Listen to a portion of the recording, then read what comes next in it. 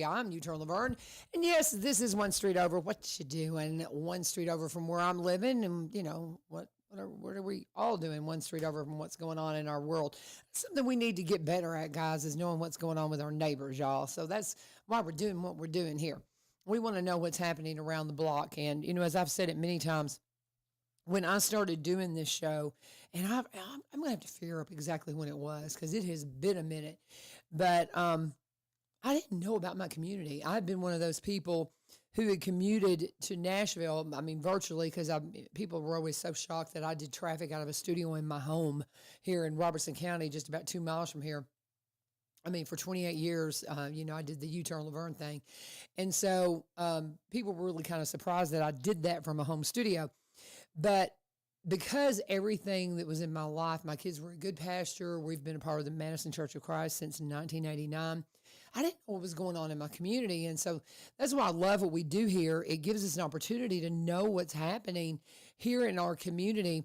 And my sweet friend Lee Marie is just a rock star at this. Tell me real quick, Lee. Yes, ma'am. How long have you been here now? You came here from California. When did you get here? What year? Well, it'll be 7 years this May 15th. Wow. Isn't that crazy? Yes. That is so cool. And from the moment she got here, she hit the ground running. And anybody that knows her will tell you, if she's on your team, you're a winner, because she is just a go-getter, and she learned more about this community than I knew, I think, within a couple of months, because you just fell in love with it, didn't you? I did.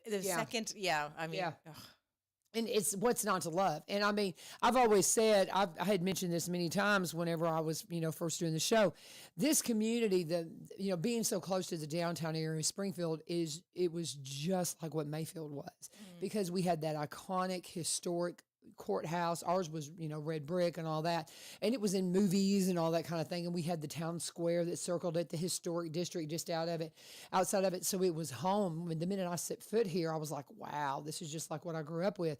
And so, it just touched my heart. But because I was always commuting, and everything's, and of course, so much of my life is still in Nashville. I love being in the school system here in Greenbrier and knowing more about the county. But this keeps me plugged in to what's going on. And you're just so good at it. And we've got Mayor Buzzy Poole coming in. It's so funny when you mentioned yesterday having him in, it had occurred to me yesterday morning. I was like, man, I need to get Buzzy in here. And then I forgot to call him, and you're like, Buzzy's coming in. And I'm like, I love it. I love it. I love it. I love it. Thank you so much. But we've got the National Day of Prayer coming up. Right. And what did you want? Because Cindy Norton was going to come in this morning, and she had to cancel. And I'm going to come do her exercise classes when school's out. Yeah, it's only $5. And I was thinking it was 10. No, hers is $5. Okay. I brought you a flyer so that you could start announcing it, because it's wonderful. I love her. She's adorable. It's so easy. You don't need any experience. She's got all the bands for you, brand new ones for you. So just please come on by. It's every Monday at 10 a.m. Okay, so that's right at the well next to Crossroads. One other thing I did want to mention before Buzzy gets here, and that is, and I don't know if you saw the invite that I sent you on Messenger, but the same day as Day of Prayer, so Day of Prayer is 7:30 to 8:15 roughly, at 10:30, the Rose at the library, her kids are doing a living history where they're dressing up like someone from history. They've prepared a board, and they want you to come and, talk to the kids. Oh, and so fun. I want to make sure everybody knows about that. It's only from 10:30 to 11:30 this coming Thursday at Stokes Brown Public Library on 5th and White. Please go by, because the children have worked so hard, and they're going to be in character, and they need us to go through and talk with them. And they're going to talk about, come on in here, Buzzy. But they're going to come in and talk about the character that they're portraying. Yes. Okay. Anything else that you need to mention? That was it. I just really wanted to say that, and also that Friday Night Market is this Friday. Yes. It looks like there could be some rain Wednesday, Thursday, Friday, Saturday. If there is, guys, come on into the Well, because not only the front office of Well, but also beyond Well, which is inside Crossroads in the big, beautiful ballroom. We're going to have some line dance music going. Okay. So be sure, especially if it's raining, come on in. But before Buzzy's band kicks off, we want to warm you guys all up with some line dancing. So make sure you come and see me. Okay? All right. Thank you, Lee Marie, so much. Come on in, Buzzy. I wasn't sure if we had Cindy Norton was going to come in. Thank you. We rushed Buzzy in here. Cindy was going to come in, and then she had to cancel. And then Lee Marie was saying she might come in, and then you know how you get up in the middle of the night and you get messages and you're not sure who knows what. So thank you, Lee Marie, so much for that. And Buzzy is here, but we wanted to talk about the National Day of Prayer, which is coming up on Thursday. Now, what is you're the city mayor now. In what capacity are you going to be? Are you going to be doing some worship music? Well, I'm just going to be Get up on that microphone, brother. You know how these things work. I'm going to be there mainly to welcome everybody. Okay. And maybe get a chance to speak for a minute. Okay. And I was raised in church, and when I got to the point in life that I thought I knew more than the Lord, I swayed away from church, traveling, playing music, and all that kind of stuff. And then a good friend of mine convinced me into going back to church, and I was kind of concerned. I told her, I said, I walk into a church, everybody's going to turn around and look at me and say, what is he doing here? I had those moments too. So, she finally convinced me to. And that was 20 plus years ago. All right. And now I am a worship leader at North Springfield Baptist. I lead the church in music, and we have a great time. And I'm excited about what's going to happen on the square this Thursday morning. Mm-hmm. And everybody's going to come together. I'm hoping that, of course, Mayor Billy Vogel, my good friend, is going to be there. He's definitely a man of faith. Oh, yeah. Hopefully, if the weather will cooperate, we might have to stand there and hold umbrellas, but that'll be all right. That's okay. Okay. The Lord will bless us with the rain or whatever the weather He wants us to have. But we will be gathering there Thursday morning at 7:30 a.m., and it's going to be kind of a brief 45-minute gathering. We'll conclude at 8:15, and it's pour out to the God of hope and be filled. Romans Amen. Chapter 15, verse 13. So it's going to be exciting. This will be my first one, because normally I was usually anything like that happened in the early morning times in Springfield. I was on my way to Nashville to work and didn't get to participate, but I did a little research, and of course, faith has always been a big part of our American heritage, and throughout our history, even back to the 1700s, there have been national days of prayer. Mm-hmm. But back in 1952, President Harry S. Truman signed into law that the first Thursday of May would be designated as a National Day of Prayer. And we as Christians make up 73.7% of America's religious population. I'm curious about that. Where did you get that number, and when? It's because that surprises me that the number's that high. Quite frankly, it is. And I of course, I Googled all of this, and right. I love Google and do research and everything. But another number that's interesting is 45% of Americans pray every day. Oh, that's awesome. Now here's the side to that: 21% of Americans pray to win the lottery. Oh, don't do that. I know, but anyhow, but boiling it down to our city and county, we have over 175 churches in our county. That is amazing.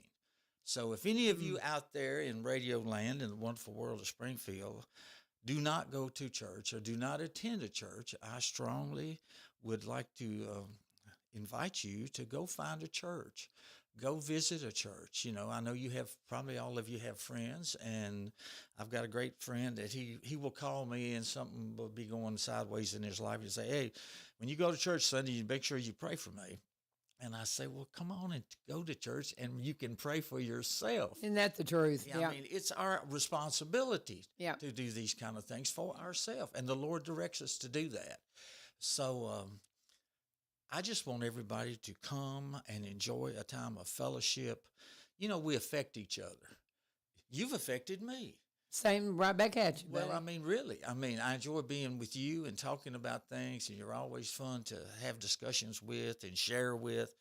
And I appreciate what you do for our city and county, because you are always having interesting people to come in here and, and inform. My honor. You inform people. And that's a great thing, but it to me is, I can't tell you how I feel when I leave church. I feel better. Yeah. I feel like I've been uplifted just because of the people. You know, our pastor always has a great message, and the songs bless me, and it's so much fun to be a part of the worship. But I'm affected just being in the presence of my church family. Yeah. They care about me. They tell me they do. And that's, you know, we don't tell people enough how much we love them and care for them and appreciate them.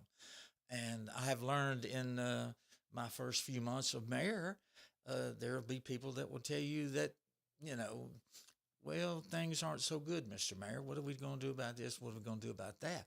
But I will always tell them we are blessed to be right here in Springfield. I'm so impressed with the people we have in our city government, all our department heads. Last Saturday, we had a cleanup day, and we all met at City Hall. We had over 100 people that volunteered, and we went out with our trash bags and our little reflective vests and our little grabber things that, you know, and we picked up bottles and cans and everything that we could. And we filled up all our bags, and everybody had a great time. Thank you to Larry's Restaurant for providing breakfast for us. And I see a difference from where we were at and where other teams were. It was a good time for the city. But I'm hoping Thursday morning will be a well-attended event because the Lord needs to see us. Right. He needs to see us to come out and support things like this because that's what this nation was founded on. Amen, amen. And, you know, and a lot of the schools will be doing stuff too. Yes. Because that's the thing. I'll be here. I won't be able to be with you guys, but we always do something for the National Day of Prayer in the morning. I had actually reached out to David Evans, and he is in Turkey. He's walking the steps of Paul. Oh, wow. And so I'm like, I'll be with you in spirit. But I have got on that morning, I've got a son that has been on a journey with me. We've been doing this deep dive study about scripture from a original intent perspective and all of that. And he and I have just been kind of getting our heads together, minister in a ministry way. And he's my son who served in the military, was in Afghanistan and all that. And I was thinking, I called him, I said, what if you and I got on, you know, and did the show, on Thursday morning. So my son's going to be joining me via phone because he lives an hour from here and he works at HCA, so he'll be heading to work. But so Jedediah, my middle kid's going to join me on radio that morning with a phone call, and we're going to be just talking about how our prayer life has changed, I believe, for the better. Yes. And it's just different. It's just different, and a lot of it's because of what we've been studying. So that's what we'll be doing. So we'll be with you in spirit, but we'll be praying with you in spirit for sure. Yes. But a lot of the schools will be doing stuff too. I know our FCA chapter, Fellowship of Christian Athletes, they're going to try to be outside that morning, but they always have their morning huddle at 7:30 in the auditorium right before school on Thursday. So whether you can be on the square, if you're in your car and you can't, you know, join them physically, tune in here. We're going to have some stuff going on. Specifically, I would love to be there with you guys. Has Lee-Marie shown you this national prayer that they sent out? Is this something, Lee-Marie, that came from? So this was the official trifold, which I'm going to have some more of those. Okay, so the official trifold that came from the National Day of Prayer. This is like, this is a national movement, and so they put together a prayer that they would like for us to pray. My voice is just coming back. I'm going to have you read this if you don't mind. Do you mind reading this for us? No, I've got it pulled up here, but if you don't mind reading it for us. But this is from the flyer that has been pushed. I love that we have a nation that does this. Yes. I tuned in. I saw something the other day where they were having praise and worship in the White House, and I think it was Chris Tomlin was in there, and they just had a little praise and worship thing going. I was like, cool. Absolutely. It's very cool. Absolutely. But this is the National Day of Prayer, what has been put out for us to be praying over. Go ahead, Buzzy. All right. Mayor.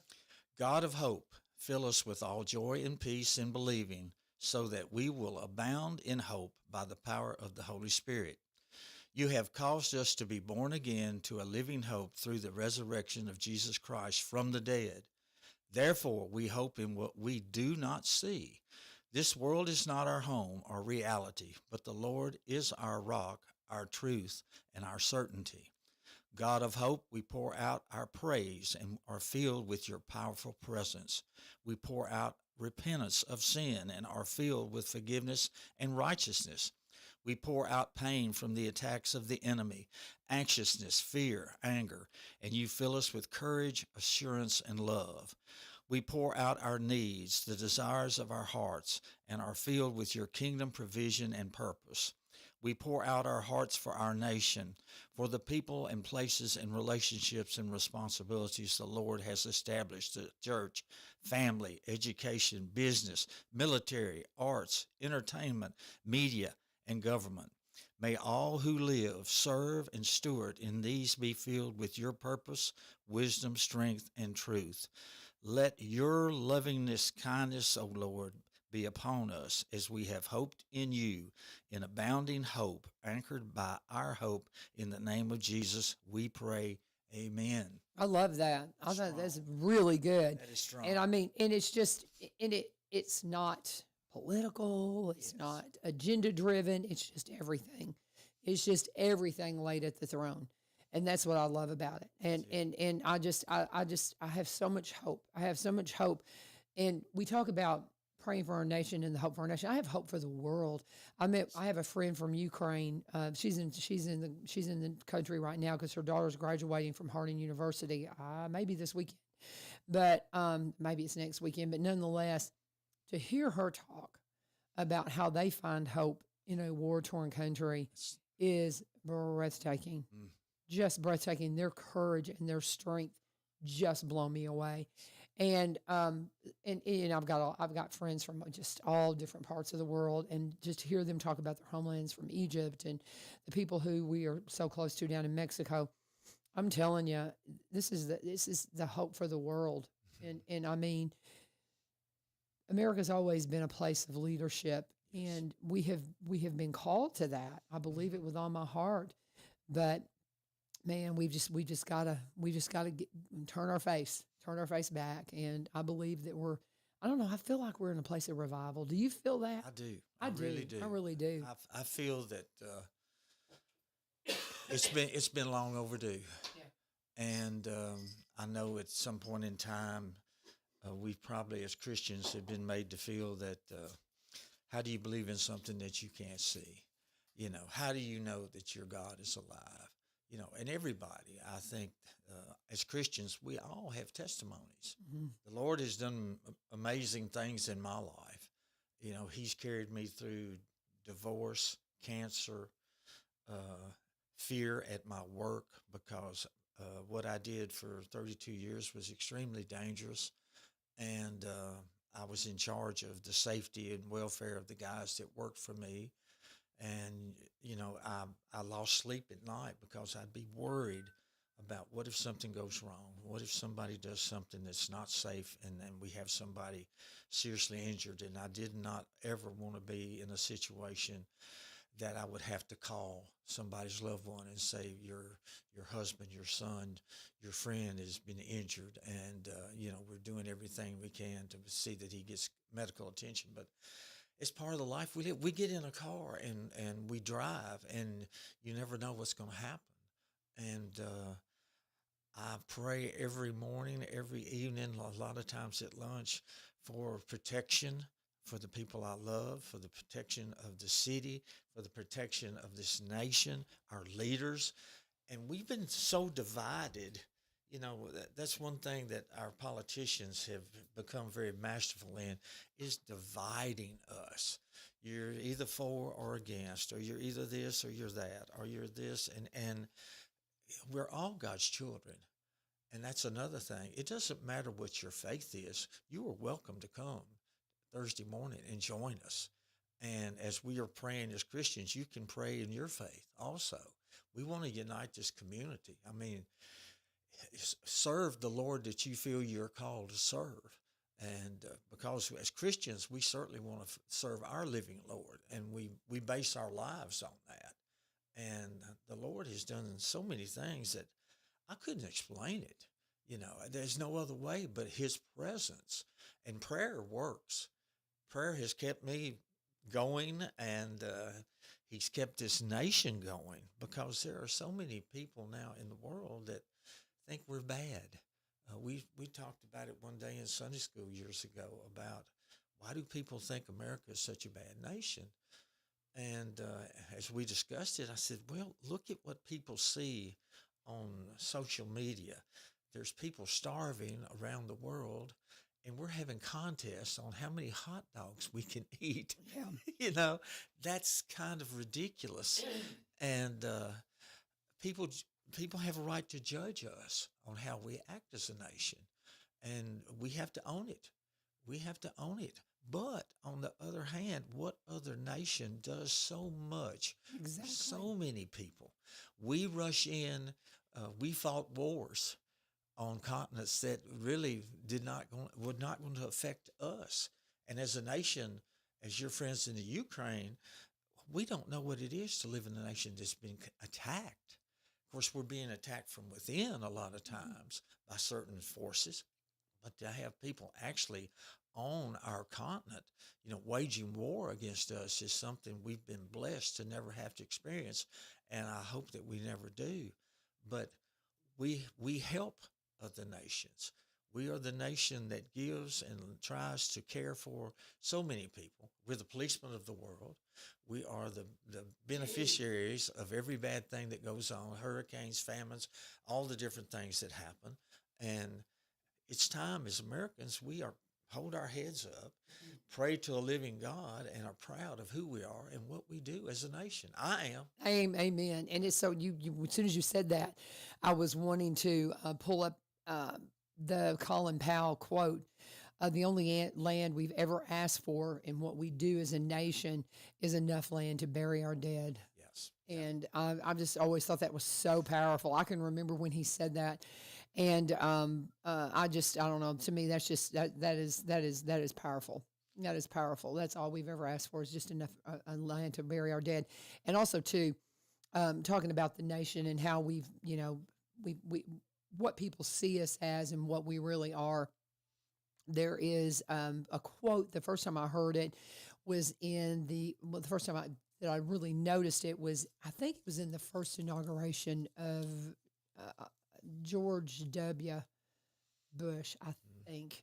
And it said, he quoted from the proclamation of Abraham Lincoln from 1863. And it said, says, we have been the recipients of the choicest bounties of heaven. We have been preserved these many years in peace and prosperity. We have grown in numbers, wealth, and power as no other nation has ever grown. But we have forgotten God. We have forgotten the gracious hand which preserved us in peace and multiplied and enriched and strengthened us. And we have vainly imagined in the deceitfulness of our hearts that all these blessings were produced by some superior wisdom and virtue of our own. And I just think that is, and then he goes on and says, intoxicated with unbroken success, we have become too self-sufficient to feel the necessity of redeeming and preserving the grace, too proud to pray to the God that made us. And he was calling for a day of humiliation and fasting and all of that.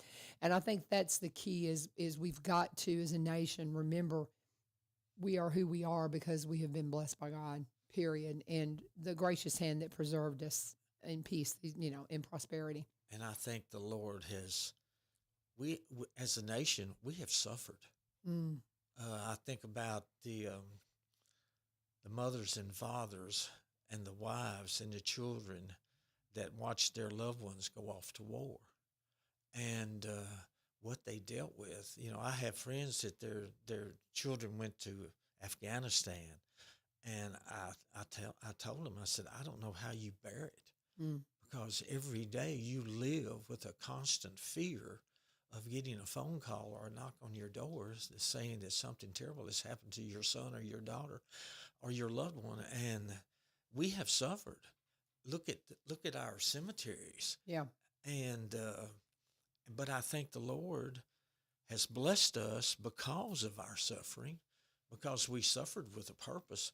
I certainly am not a proponent of war. I guess it's necessary at times, but I certainly also feel like that, I hearken back to the days of old when the leaders rode into battle with their soldiers or warriors. I think things would be a little different if that was the case now, because so many people make decisions that affect other people's lives, and they never really know the toll that it takes on our families here in America. It's the most honorable thing a person can do is giving their life for another or for their country. But I sure hope we can always keep that to a minimum, because we all deserve to live in the land of the free and enjoy the benefits of being Americans, but we also understand that there was a price for that. A very big price. And I mean, Big price. you and I both remember Vietnam very well. Yes, and I always say that having grown up in the Vietnam era and losing somebody close to, to me, whenever I was a kid, a very young kid, it just left me I was too frightened. I was just not brave enough to sign up. And I really regret that. But my son did. And when he was in Afghanistan, you're right. Oh, yeah. Well, those phone calls in the middle of the night just stop your heart. Stop your heart. And there's a little bit of a funny story I'll tell y'all sometime about when he was in Afghanistan. We got a phone call, and it wasn't about him. But anyway, it was about one of my other sons. But anyway, you get that phone call and you think, well, because that's the first thing you think, because, you got one that's, because they always tell you when you've got one deployed, if you get a phone call that's really obscure, answer it. Because you just never know where it might be coming from. And we got one of those very obscure phone calls, and again, it's a funny story. I'm not going to go there. But anyway, it turned out to be about one of our other kids. So, but your heart just stops, and you just think, oh my gosh, what's going on? But he served and got home safe, and, is married and doing great now. That's great. But it people just don't realize, man, your freedom. I mean, I don't know. Maybe most people get that your freedom's not free, but I just think one of the biggest prayers that we can offer, as it said in that prayer on Thursday, are for those who are wearing that uniform, and not just from a national perspective. Locally, we have those who are serving. I want them, some of my kiddos, my seniors that are getting ready to graduate, and there's several of them that are talking, military, going to be putting on a uniform. And I told them, I said, well, you're on my prayer list. And, well, thank you, Miss Vivio. And I'm like, you bet. I mean, absolutely. You're going to put that uniform on and serve for my freedom. You better believe you're going to be on my prayer list. And, but my heart just kind of goes, because you get close to them. And, there's just so many. And I've got one that his dad is a police officer and local city officer. And I think he's serving in prison now. I think that's all worked out. That was his plan, is he's, working for the sheriff's office now. I think. I'm not going to call their names because it might not have come together like he was planning, but I think that's happened. But I'm praying for them, But we got Mayor Buzzy Poole in here. He is how have you started in December? Was that when you started? Yes. Okay. And how are you liking it? It's been a great learning experience, because I'm learning that there are certain things the city can do, and there's certain things that the city can't do. Right. And we've made some progress on a lot of different situations. We've kind of changed our policies with our wastewater treatment plant as far as how we're receiving septic tank waste. Mm-hmm. And not that we're not going to continue that, but we've had to increase our rates because it costs so much to process it. And now we are working toward, as we've had some of these storms come through recently, I've been receiving phone calls and texts, messages about does the city have someplace we can shelter? And we've put together a group, Jeremy with the YMCA, Ace with the United Way, some of our EMS people, Ryan Martin, and we're working now, and I'm going to be reaching out to some of the churches, and if there's some pastors present tomorrow, I'm going to be there asking them if they would be willing to provide short-term shelter as we have these storm fronts moving through. Oh, wow. Because I just don't feel good about telling people, well, find a safe place in your house and good luck. And so Jeremy at the Y has been very, very receptive. And as we stand right now, the Y is willing to help because they have an excellent downstairs gymnasium. Yeah. I think that would be wonderful as far as a good, secure place. And some people are just scared. They live by themselves, and they want to be somewhere where they're around other people. And we pretty well know, and thanks to the guys at the EMS, we can forecast when the bad weather's going to be here, and just provide this short-term shelter as long as the front is coming through. Then when everybody feels it's safe, everybody just can go back home. Hopefully there'll be no damage to their homes, but if there is, that starts a whole new different process, right, of helping people that have damaged homes or displaced. But we've got a wonderful group of people. We had our first meeting last week, and it was very positive. And I'm hoping very soon we will be able to say, you can shelter here or you can shelter there. Barons Plains Church has opened their doors already for some storm shelter. And there's a process that you can go through, and I'll be explaining that to some of the pastors, where your church can be approved as a safe shelter. And so we're going to work with every church we can to provide that, and let churches provide for their congregations. I think that would be a great thing. I think, how churches have always taken care of their congregations, and we want to provide that opportunity for churches to do that, but also for the city and the Y and everyone else to help also. Yeah. And I mean, it's just so vital, because you think about the people that are living in mobile homes, Yes. Things like that, and where are they to go? I know my mother, because we're from Mayfield, and when the storms would come through, she would always. My brother has a nice basement, and so she would go down there. But I have a cousin who had a house in the historic district when Mayfield was wiped out. If they hadn't had a basement, their whole house was gone. Oh, wow. It would have taken them, and I mean, they took the whole house, Yeah. and. You just, if you don't have that, I mean, I've got kids that have, my son in Jackson and my son down in Huntsville, they have houses that are built just on a concrete slab. In Huntsville, they don't really do much. Most of the houses are on concrete slabs. And I was just really surprised me, not even a crawl space. And so they don't have anything. We're kind of, I don't know if you know, I have the property next to the wastewater plant, that little valley there with the house. Mr. Kite used to own it, right up there at Cars Creek and Sulphur Fork. That's our land right there. And we have the blessing of kind of being in a bowl. Yeah. And it would almost have to come out right over the top of my head to get us. So we kind of live in a basement, Yes. the way our house is setting. So I don't worry too much about it, but I can imagine somebody that lives in some of the trailer parks and things like that. Yeah. And that live up on these hills, Absolutely. top of the hill, and you don't have any kind of basement. Wow. We've all seen what those tornadoes can do. It's just incredible. My friend from Ukraine, God bless her, she's in Kyiv. And they live in an apartment, high up in an apartment. And we were talking about them, going to the subways and things whenever the strikes would come in. And she goes, well, I got tickled. She goes, we get tired of going underground, and then we'll just go to a safe place in our apartment like y'all do in tornadoes.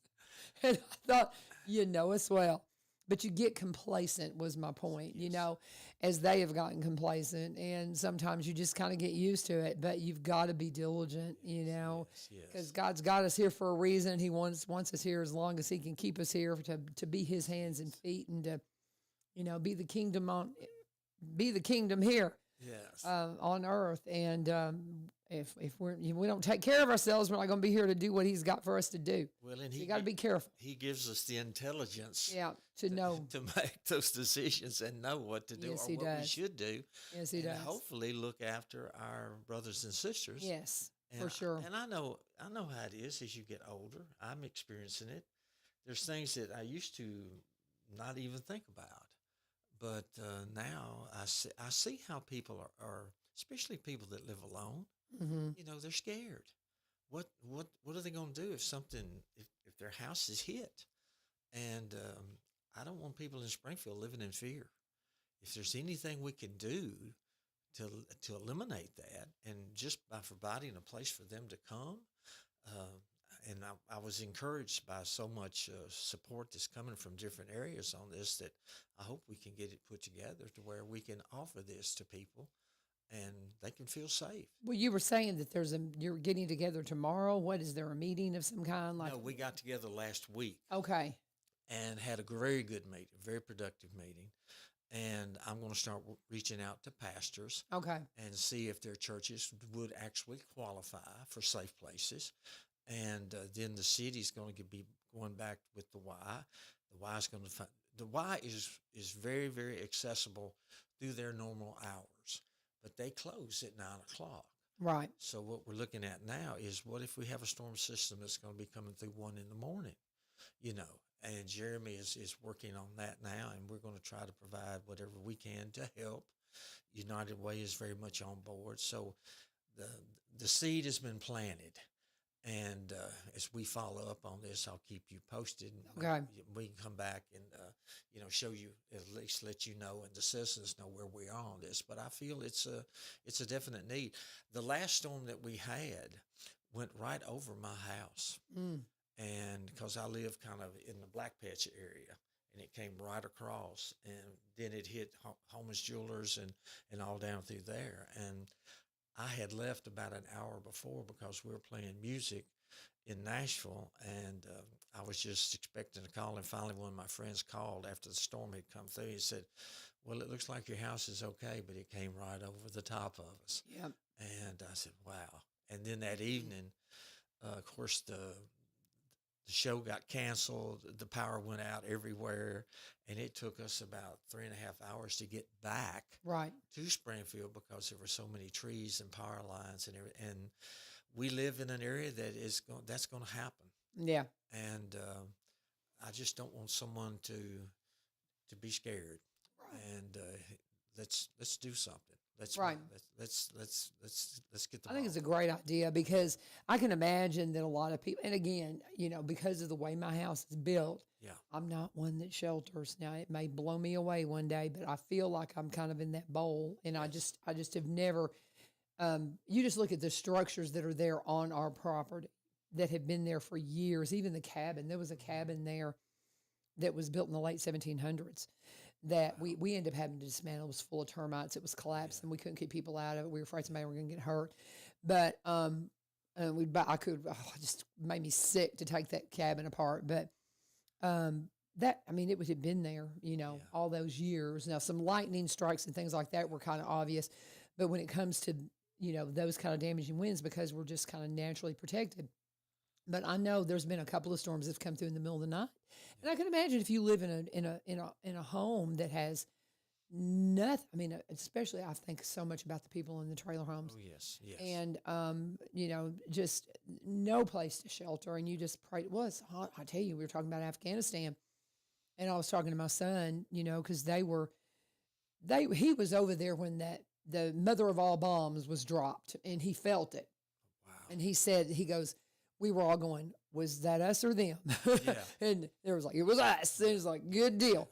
And so he said that, when fire would be coming in and you would just lay on your cot and just pray, okay, Lord, don't let it hit me. Absolutely. You just pray because there was nothing you could do. Right. And because you're in a tent, and so he goes, you just pray.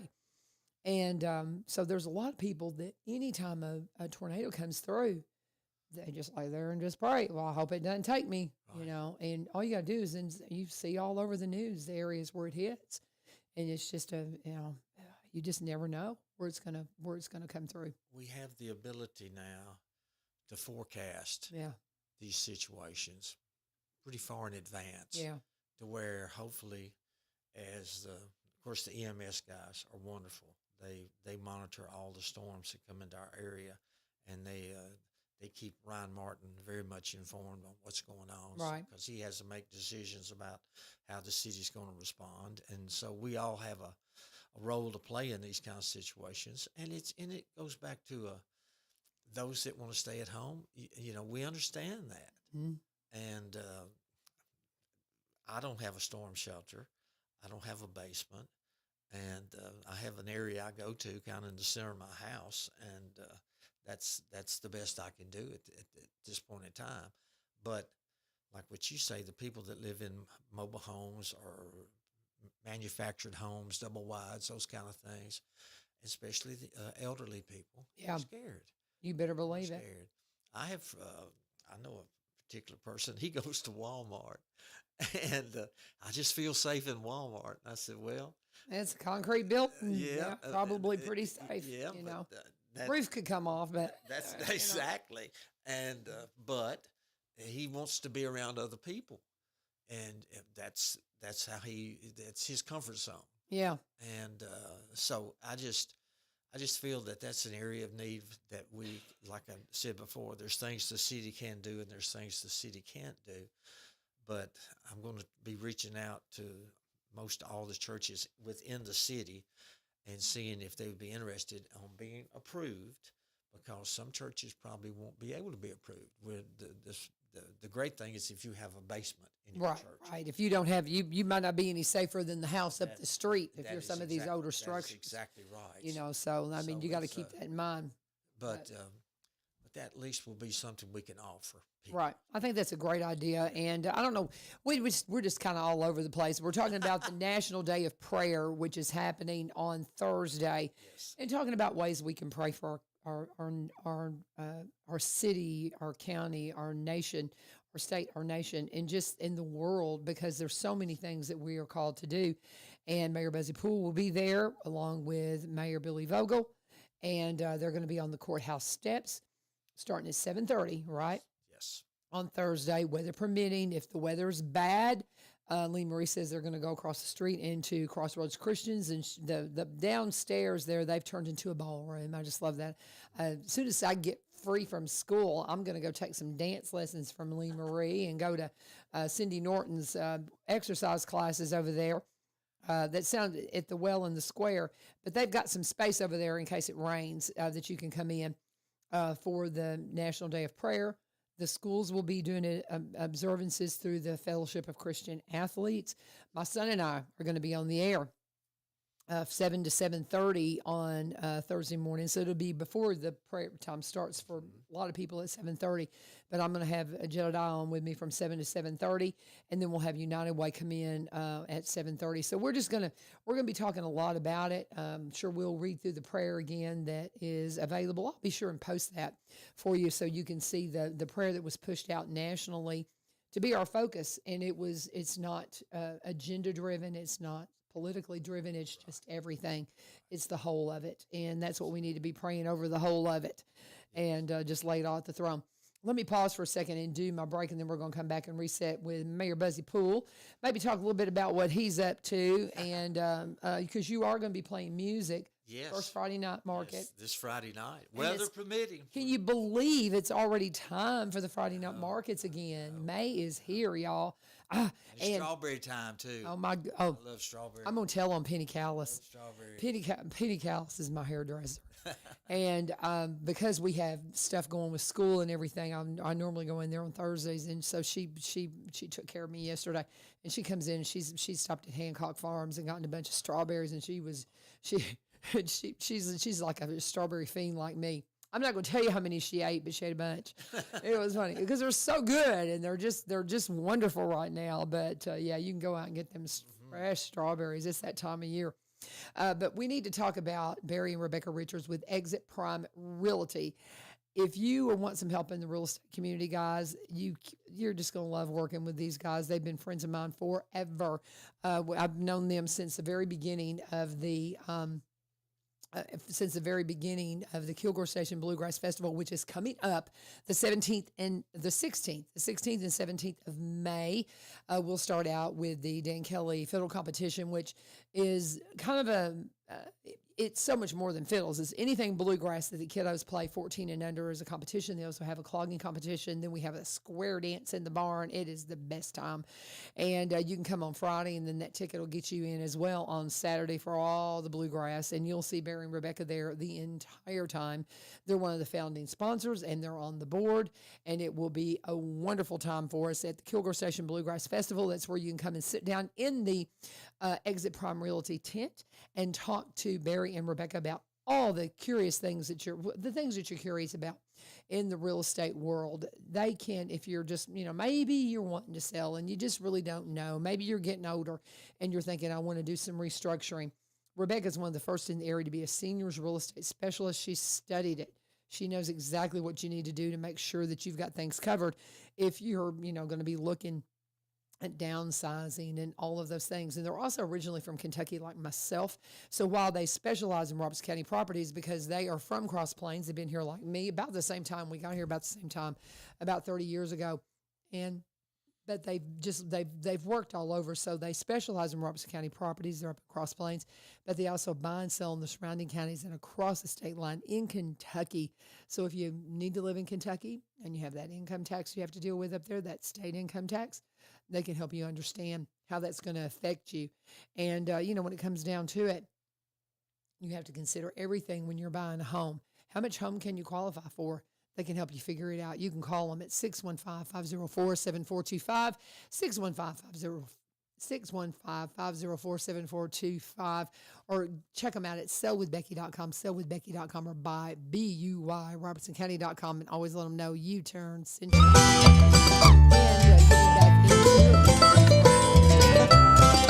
And doing my little spot here. And what did she whisper in your ear to talk about? Oh, we're just going to talk about the possibility of praying. If there's rain going on Thursday morning, we can come over to their place across the street. Right. And you won't have to worry about the umbrellas. You can go across the street into Crossroads. And also, too, because May's coming up, it is the National Military Appreciation Month.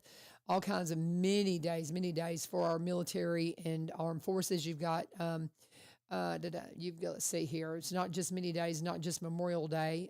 It's Armed Forces Day is May 17th. Military Spouse Appreciation Day is May 9th. Children of Fallen Patriots Day is May 13th. And there's so many more. So there you go. Lots of stuff going on. May is a National Military Appreciation Month. This month is Children of Military Month, and the color is purple. And also, too, Child Abuse Prevention Month that my friend Tiffany Thompson put up something reminding us that we're just kind of wrapping up the Child Abuse Prevention Month. And so just, CASA has been real involved in that. She works with Safe Baby Court, Robertson County Safe Baby Court. And there is an 800 number if you have concerns. It's 800-422-4453, 800-422-4453. All right, Mayor, what else you want to talk about? Get up on that microphone. You know how these things work. We have. I'm just excited. I think Springfield's moving in a good direction. We have so many wonderful people here, and we're going to experience some growth. Mm-hmm. And the secret of communities like Springfield is out, and there's so many people that are wanting to come, not just to Springfield, but Portland, Ashland City, Coopertown, Pleasant View. They like it here. Mm-hmm. And every time I go somewhere, people come up and say, well, I just moved here last year and just wanted to say hi, and we really like it here, and that's a wonderful thing. Mm-hmm. And but the business of the city, it's amazing to me how much it costs for fire trucks. Oh, yeah. And things like that. They are, it's just, it's a very expensive situation. A city is a business, and just the cost of certain things like that. But we have some, I can't say enough about our police department, our fire department, our water, gas, electrical department, our public works. We have such good guys, such our department heads and the people that work for the city. I'm waving at them all the time, and I like to show up with donuts, and kind of spread a little good cheer. And I just, I've made friends with a lot of folks that I hadn't had a chance to even meet before. Mm-hmm. And when I see these guys out doing their jobs, I just feel good about what's going on in the city. It's a lot to ride herd over. And Ryan, I think, does a great job. And he's got a sense of humor. I don't know if everybody. Oh, yeah. He's got a good sense of humor. And so we're blessed. We're blessed. We have so much to be thankful for. And it was good to see what happened last Saturday with all the volunteers that came out just to pick up garbage. Mm-hmm. How many people want to get up on Saturday morning and go pick up garbage? Oh, I mean, it's not something that I, Well, I would put on my calendar very often. We had things going on. I was at a track meet all day, so we have the kids are playing track, and so but there's people they just want to serve. You know, and there's kids that want to serve, you know, and absolutely that they feel good about. They see that when you get out there and serve, you just feel so good about it. It's not about what you're giving; it's what you're getting back. And once you get that, it's kind of like the endorphins when you work out. You get this spiritual endorphin that just you can't beat, you know, because it doesn't wear out. What have you got there, sister? 7 bits. I love Lee Marie. She's so funny. She's just on it. The 7 benefits of volunteering. Number 1, it reduces stress. Number 2, combats depression. 3, prevents feelings of isolation. 4, increases confidence. 5, gives a sense of purpose. 6, ignites passion. And 7, makes you happy. I'm going to say something about this. At Celebrate Recovery, I have witnessed that where we've had people that are dealing with some of those issues and they will volunteer because, and maybe they're from the community. There's a couple of people in particular, they're community people. They were not affiliated with our church and they got to know some of the people at Celebrate Recovery and then became volunteers, the difference that it's made in them. Yeah. Oh, yes. The place where they volunteer has now become part of their family and it's just breathtaking. It's wonderful. And when you see that kind of stuff, it just makes your heart just, you know, overflow. It's like people talk about, you know, I get to go to Mexico every year. Those people down there are my family. Yeah. I get so much more than I give when I go down there. Well, I mean, you just get so much more out of it. It's just I hope I never have to not go. Yeah. You know, because they're my family, part of my family now. And when you really get into a volunteer situation and you really become a part of it, you can't survive without it. I'm sitting here looking at my friend, the Rainies, you know, they serve all over the place in our church community, Meals on Wheels again and again and again. I don't know how many years they've been serving in Meals on Wheels, but you can just tell it's just part of their makeup now and it's part of their family.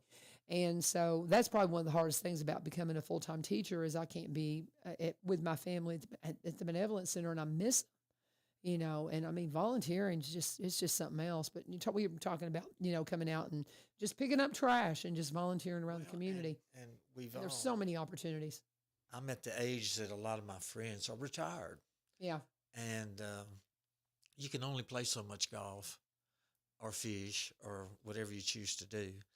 But whenever one of them says, well, I don't know, retirement's been, I'm kind of bored. Find something to volunteer.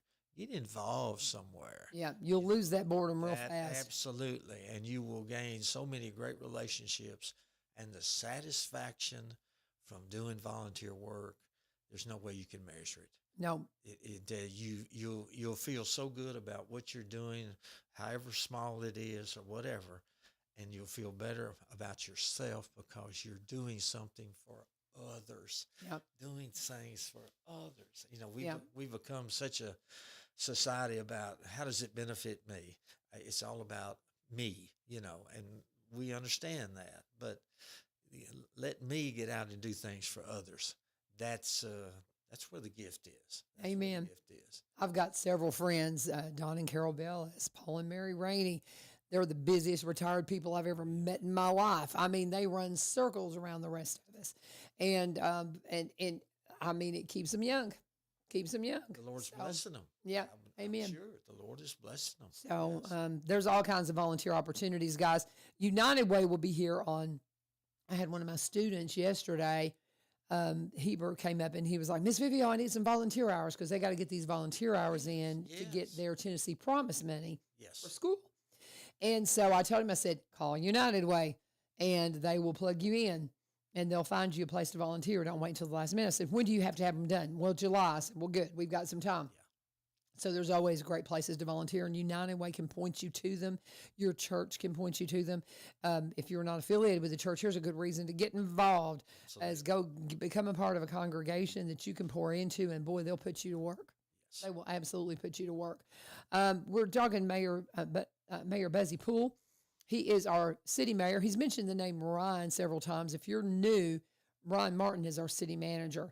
they have the mayor and alderman meeting that happens on the third Tuesday of the month. Yes. Where do y'all meet? Up at City Hall. Okay. There's a meeting room there, and the public is welcome. Come sit and listen and watch how we take care of the city's business. And there's times that you can register and speak if you like. We have a time allotted for that. But and it's a lot of just the monthly business of the city. Right. And that's how we do things here in Springfield. Right. And I'm the chairman. I get to kind of bang the gavel and have but it's, we take what we do very seriously, and we're all about what's best for the city. And Mayor Vogel told me early on, he says, Buzzy, you're going to find out that you can't make everybody happy. Yeah. And he's got this term, he calls it drinking out of a fire hose. Yep. And my goal was to be very accessible. And people call City Hall and would you have the mayor call me? And I get a lot of calls about sidewalks situation or a pothole or a hedge that's blocking a stop sign or, just sure all kinds of things like that. But I respond to each and every one of them, and I enjoy talking to people. And even when people are critical, and I had a wonderful discussion with the lady the other day. We talked for about 40 minutes about something she was very concerned about. Oh, bless. And but the thing of it was, we understood each other's position after everything was, and it started out a little rough, and I kind of let, everybody has the right to be heard. Yeah. Some people just need to vent. That's it. They want to know that they're talking to somebody that actually cares, quite possibly maybe can do something to help. And as mayor, I think that falls just right in my lap that hey, I'm the one, call me up, and my number is very accessible. Just call City Hall. They'll take your name and number, and I'll make sure I'll get back in touch with you. I might even come by and visit. I like to look at people when I talk to them.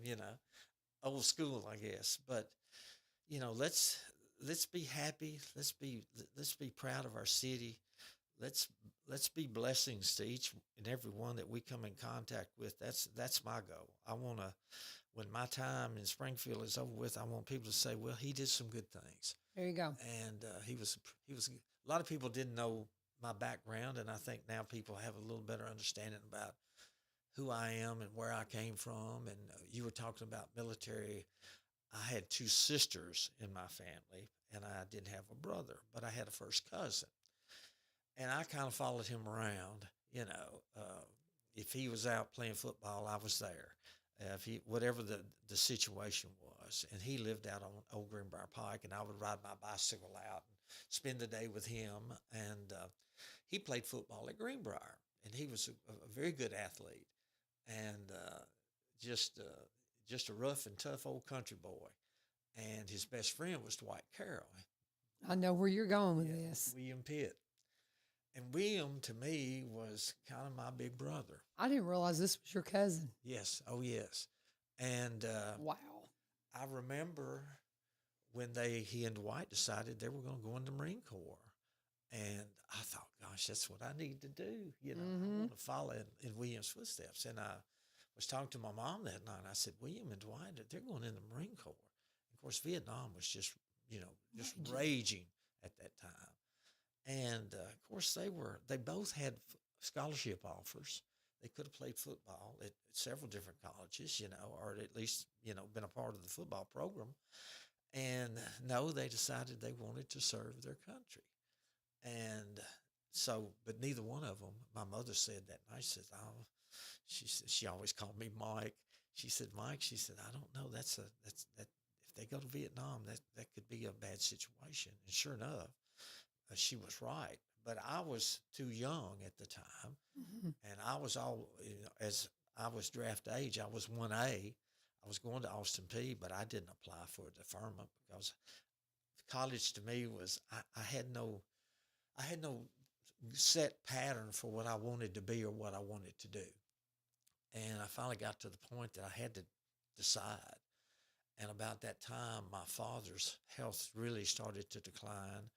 And so I just decided the best thing for me to do is just kind of get a good job and help take care of things that was going on with my dad.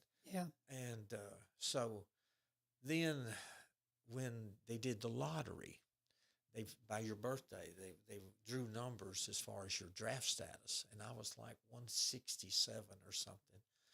And I thought, well, I'm just kind of, but I was never called. Not to Wow. use that. So I don't know. You never know how you would react in a military situation. Right. If you were put on a battlefield, how would you react? Yeah. Like, being in a tent in Afghanistan, there you are. And with a tent for protection, that's not anything. You just give it to the Lord. That is it. That is it. You give As it. they say, there's no atheist in foxholes. That's true. And so, man, I had no idea you had that connection to the Pitt family. That's amazing. William was Wow. And he had a brother named Wesley, and Wesley had a Triumph motorcycle, and I would ride on the back with Wesley on his Triumph motorcycle. I thought I was the coolest guy that ever was. Because, wow. Yeah. Man, we're out of time, Mayor. Buzzy Poole. We had fun talking. We did. I found out another layer about you. I had no idea. I mean, the whole Vietnam thing. I mean, wow. Yeah. That's amazing. Just we're of that age. We remember the people who we lost in Vietnam. And I remember my friends that came back, and they were different. You better believe it. You could see it. You better believe it. How they acted and things. And we're taking so much better care of them now. But getting back to this. Yeah, we go. Invite them again one more time. And we're out of time. We're wrapping it up. Join Mayor Billy Vogel and myself at the Springfield Courthouse. We will be meeting at 7:30, and we will conclude at 8:15. It will be our National Day of Prayer. And come out and support and pray with us and join us and be blessed. Amen. And, of course, you guys are playing then Friday night. Friday night concert. Friday night market. What time do you take the stage on Friday night? 6:30. 6:30. All right, guys. That's it. We're out of time. Join us tomorrow for One Street Over. This is 1100 WSGI. God bless. Have a fabulous day.